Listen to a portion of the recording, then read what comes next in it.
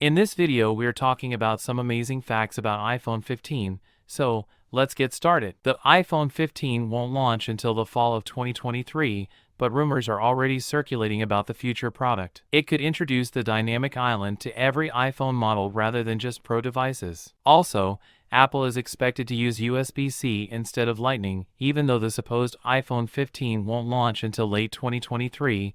Several hints about this device are already surfacing. Publicly filed patent applications, early supply chain rumors, and features inferred from Apple's general product strategy can paint a somewhat clear picture of the future product. Please, naming conventions aren't easy to predict because the infamous S could pop up for any annual iPhone release. Apple called the 2022 device iPhone 14, so we've chosen to refer to the 2023 model as iPhone 15. Alternatively, Apple could issue numbers entirely in the coming years. The company's other product lines often go through name changes to address specific design alterations or other changes, so iPhone could see that occur eventually. Suggestions for alternate names include iPhone Pro or iPhone 2023 to simplify naming. Point 1 Rumors suggest Apple will dump the Pro Max name from its convention and switch to Ultra for its biggest, most premium model. This change wouldn't be unheard of, especially now that the non-Pro 6.7-inch iPhone is referred to as Plus. A more recent rumor suggests the Ultra name wouldn't replace a model,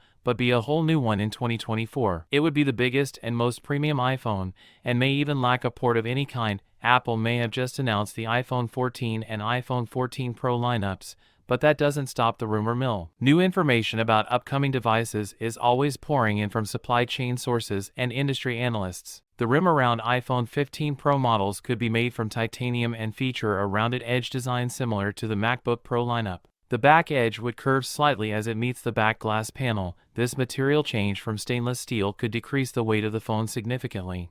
Apple could choose to polish the titanium and have a similar finish to the existing stainless steel rim. The iPhone could finally be moving to USB-C after a decade of using the Lightning port. This aging port replaced the 30-pin connector and offered novelty features like a reversible port and a more watertight enclosure. Some customers have urged Apple to move to USB-C in the iPhone since the connector has become more ubiquitous. On the other hand, the prevalence of Lightning connectors across Apple's product line makes such a shift difficult. The number of iPhone users with Lightning ports in their iPhones, iPads, and AirPods far outnumber Mac users with USB-C ports. Apple is caught in another lose-lose situation for its PR team. Like when it transferred from the 30-pin connector, it will face heavy scrutiny from customers and regulators alike. Some locations haven't finished transitioning from the previous connector, with gyms and other businesses still using equipment with 30-pin connectors. The same will be true for a transition from Lightning. The European Union has passed legislation that requires smartphone manufacturers to adopt the USB-C port as a uniform connector by 2024. However, the 2-year deadline for the requirement gives Apple enough time to perfect another option entirely, going portless. Since their inception, having a physical connector for transferring power and data has been a staple of portable electronics. Despite that, Apple may ditch the physical connector entirely in favor of alternatives like MagSafe charging, Qi charging, wireless data transfer, and smart connectors. Touch ID was replaced by Face ID when Apple introduced the iPhone X.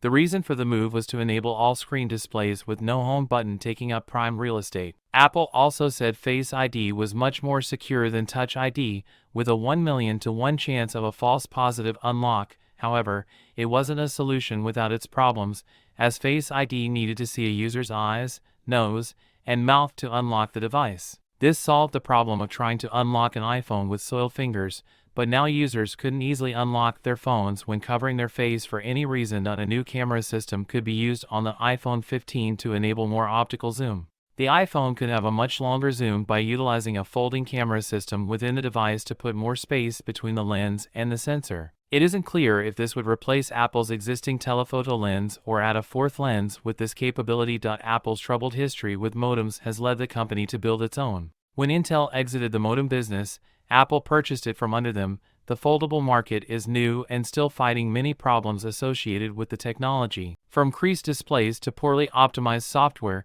it is still early days. Apple doesn't enter a market until it can ensure the usual quality the company proudly promotes. An iPhone Fold could arrive in 2024 as an ultra-premium in the iPhone 15 lineup. It would be Apple's most expensive iPhone to date, likely sitting around $1,500 for the base model, with the iPhone 14 release, it is easier to predict the trajectory of the 2023 iPhone lineup.